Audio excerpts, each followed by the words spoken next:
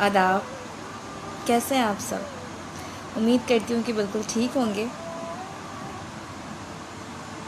मैं हूँ सैयदा सोबिया, तसव्वुर हमदम फेसबुक पेज से लाइव। मेरी ये फेवरेट गज़ल है। जब कांच उठाने पड़ जाएं, तुम हाथ हमारा ले जाना। जब समझो कि कोई साथ नहीं, तुम साथ हमारा ले जाना।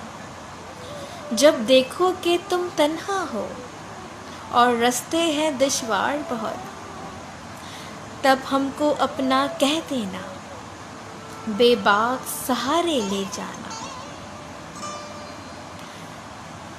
जो बाजी भी तुम जीतोगे, जो मंजिल भी तुम पाओगे, हम पास तुम्हारे हो ना हो, एहसास हमारा ले जाना।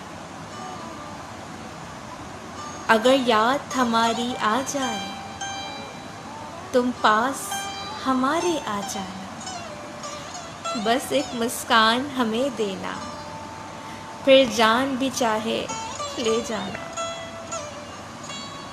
जब कांच उठाने पड़ जाएं,